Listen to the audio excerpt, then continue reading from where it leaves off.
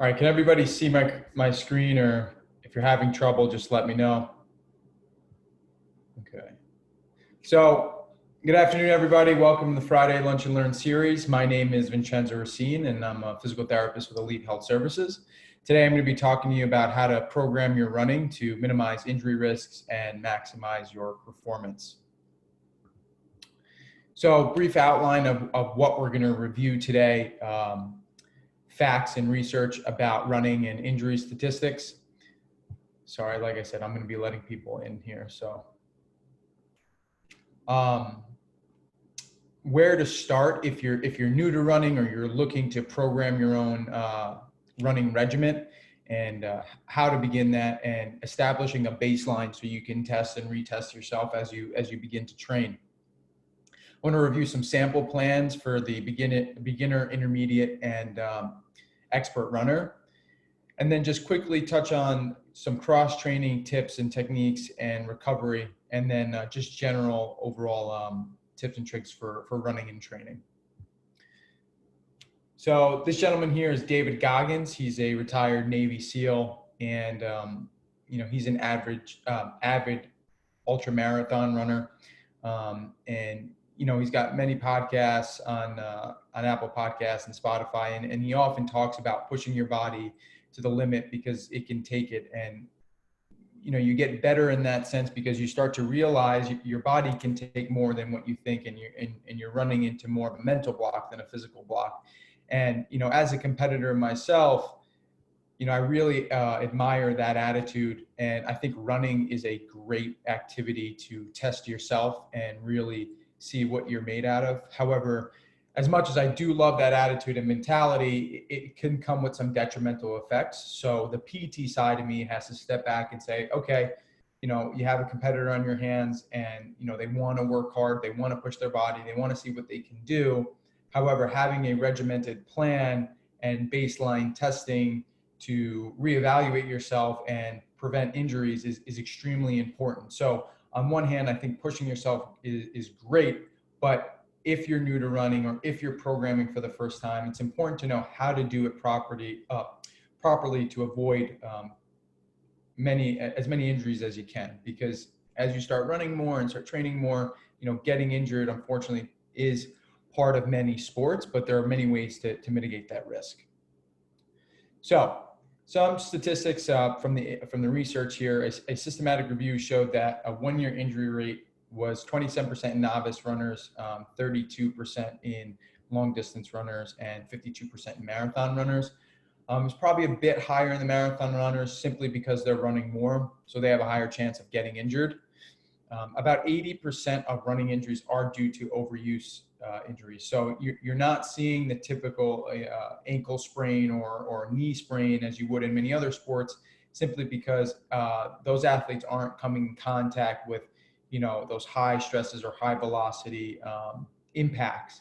So it's important to keep in mind as you're training and as you're programming for yourself how to mitigate that, and we'll talk about it a bit. Some common areas you may see some overuse injuries would be the knee, hamstrings, lower legs, ankle, and plantar fascia.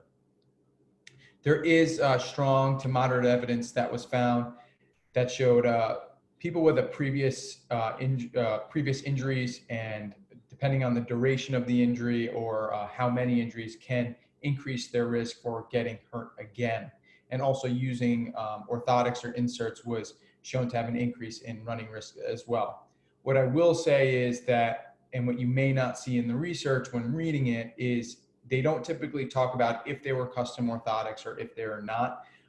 So the reason I put that in there is more of a warning for you guys when you're reading things, is always think about what they may not be showing.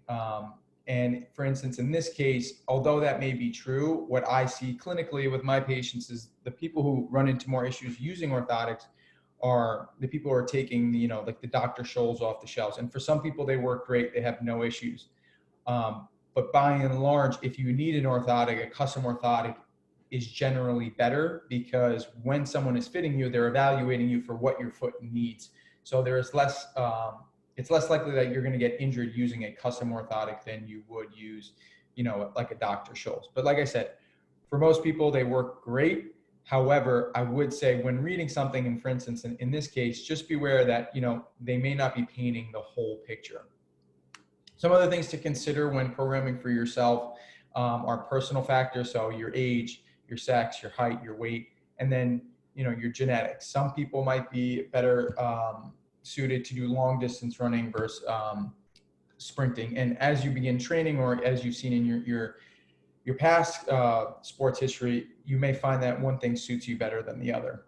Running and training factors, so how much you're running, how long you're running, the shoes you're wearing, the intensity that you're running at. Health and lifestyle factors, smoking, any other comorbidities or previous injuries. As a PT and even some of our training staff, this is where we come in to help out our clients, evaluating if you're running enough, if you're running too much, are you wearing the proper footwear? Is it worn out? Do you need a new pair? Do you need orthotics? And then what else is going on in your life that, if you have this continuous repeated injury and you can't quite figure it out and you've done everything possible, that's where we come and say, hey, I think you haven't looked at this. Let's address, this aspect of your training or this aspect of your lifestyle to mitigate any other injuries. So where do you start? Like anything else, you need goals. It's important to start any training regimen identifying what you want to do. Do you want to run a marathon? Do you want to just run, to stay healthy and have fun as for recreation? Or do you want to just be able to keep up with your kids? So identifying those goals are important because that'll dictate how much training you're going to do, how much time you're going to devote to recovery, how much time you're going to devote to cross training, so on and so forth.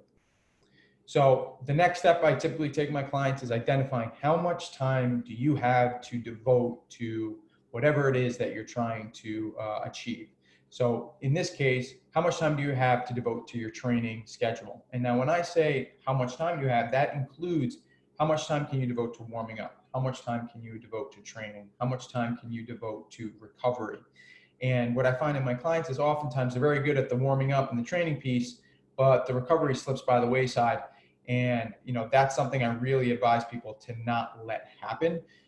Recovery is huge in terms of training longevity, right? So if someone comes to me and says, I have an hour and a half to train or to work out or to run, I always advise them to cut out a part of that hour and a half to include recovery time, because if we don't program it, we're most likely going to skip it because it's the fun. It's the not so fun stuff that, most of us don't like doing, like the foam rolling and the stretching. However, they do have enormous implications for keeping us healthy.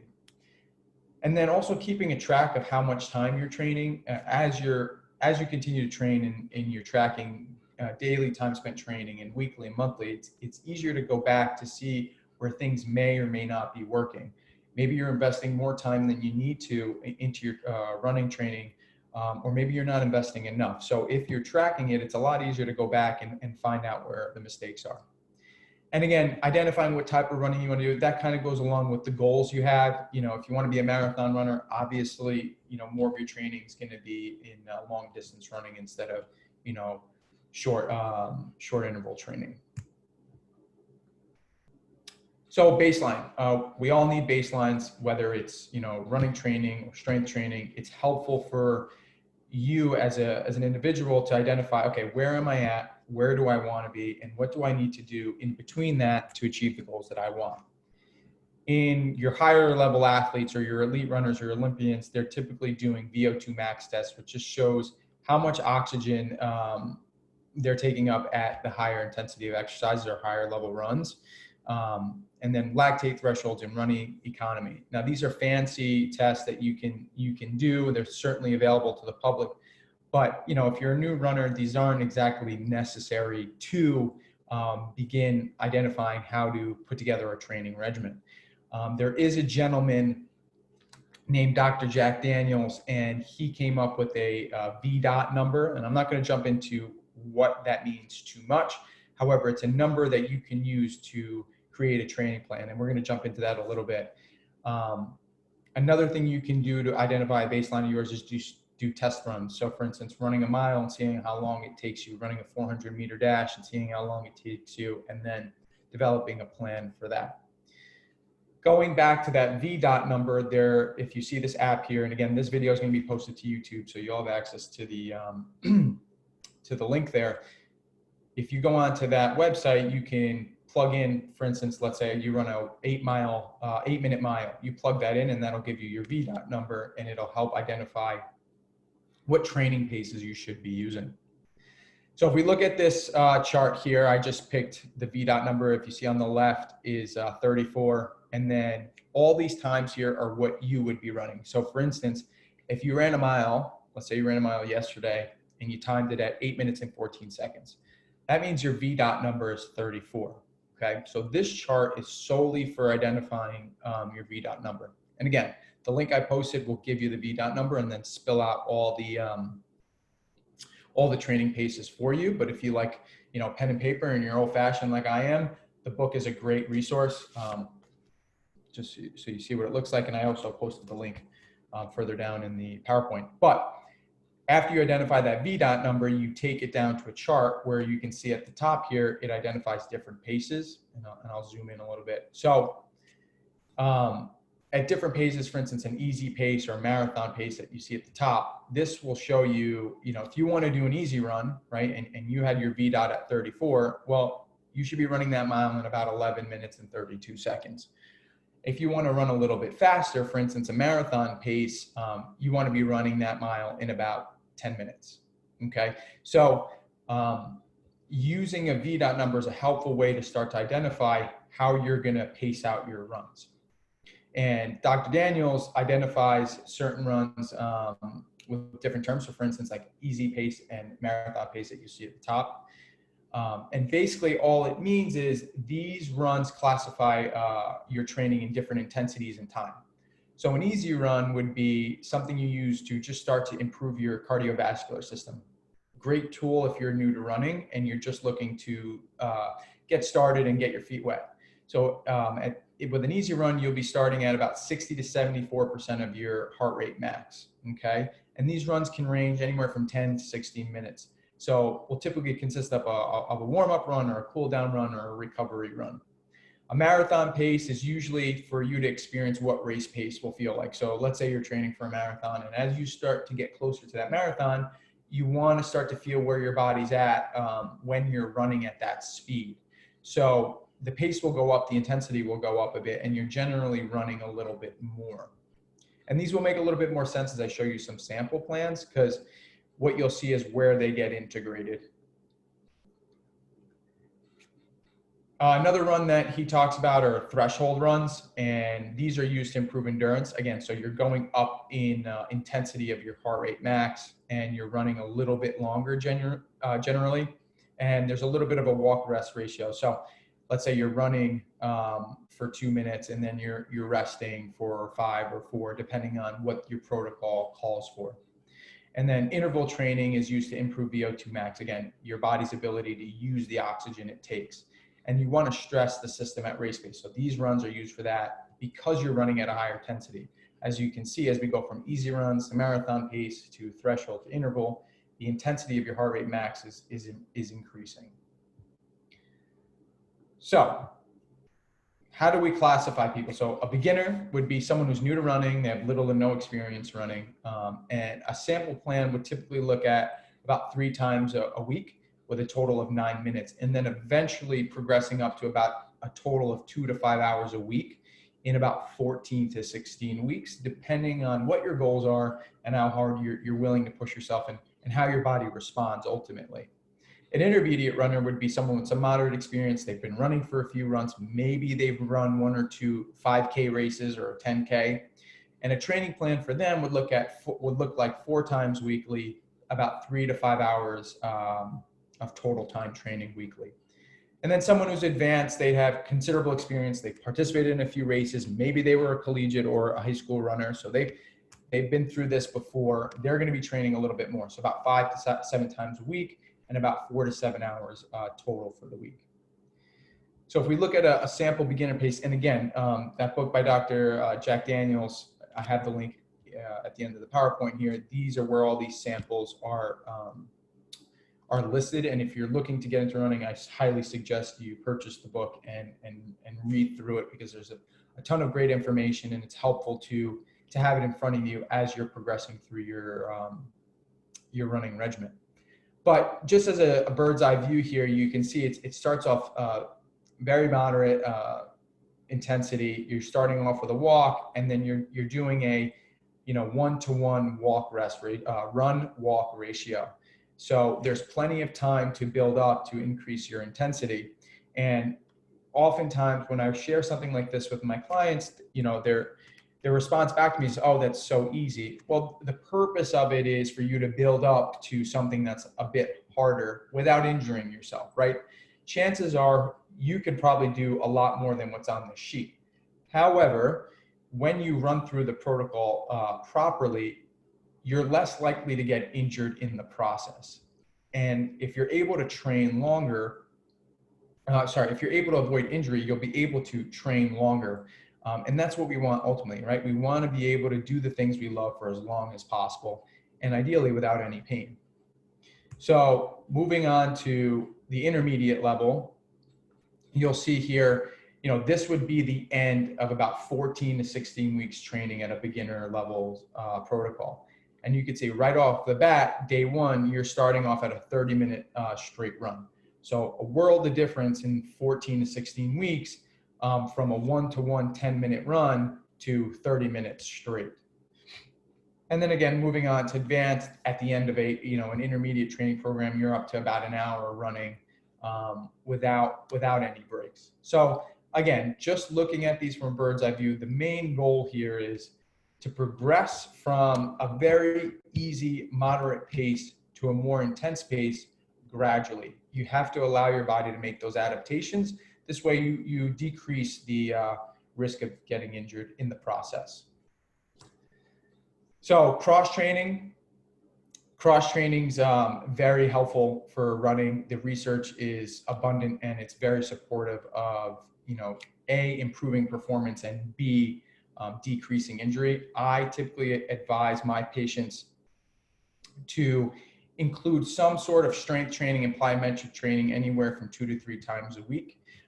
And they're free to kind of break that out however they like, or for instance, if they like plyometric training more, they could do 3 plyometric sessions, or if they like strength training more, they're free to do, 3 strength training sessions. However, getting that in, I would even go as far to say, is more important than getting more miles or more intensity in with the running, because of how supportive it is to keeping you, injury and pain free. Again, like I said, the research is abundant on improving your running economy, your biomechanics, and your speed, and decreasing injury rates. One thing I often hear from runners is that their nervous strength training and or plyometric training might hinder their VO2 max, again, their ability to consume and use oxygen at a higher intensity of running. The research doesn't support that claim too much. It does show potentially in higher level athletes that if they're strength training too much or doing too much plyometric training, it can hinder their running ability.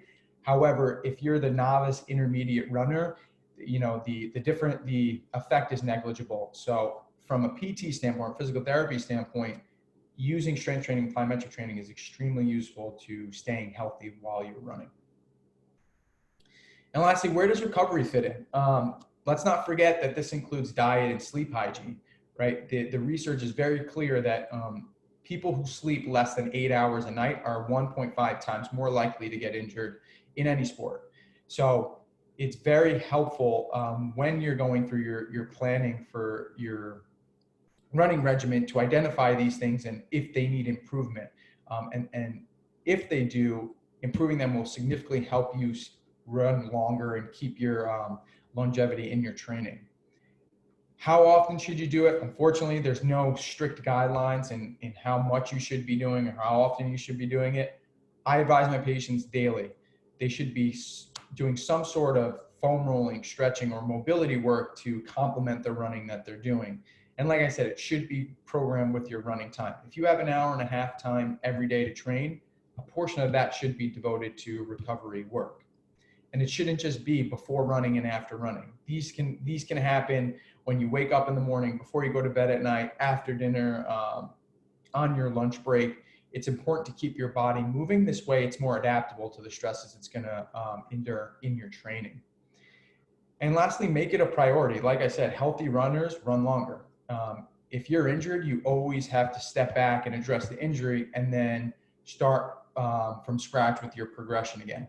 However, if you don't train as intensely and set aside more time for recovery, you're less likely to get injured and you can keep training without any hiccups.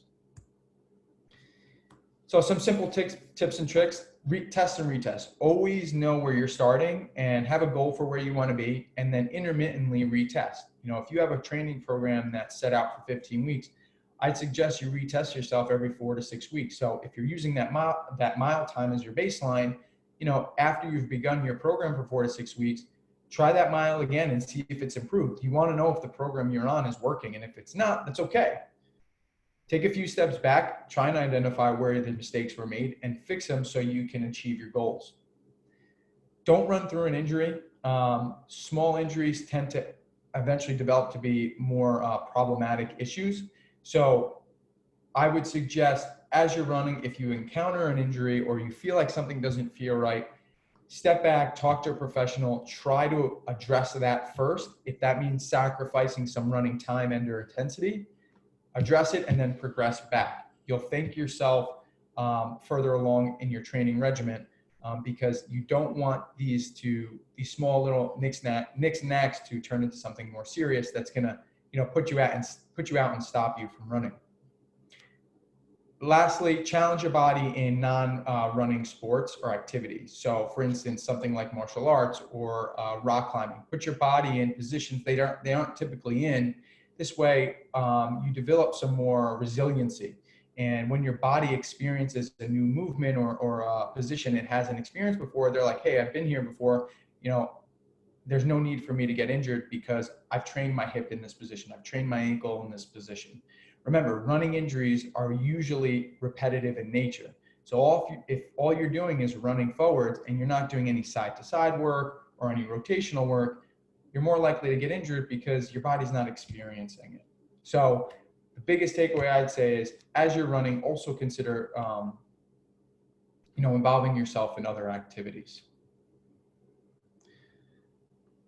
So guys, here's my references. Again, this is going to be on YouTube. If you guys have any questions and you think about them after today, feel free to reach out to me. My email is vrecine@elitehealthservices.com.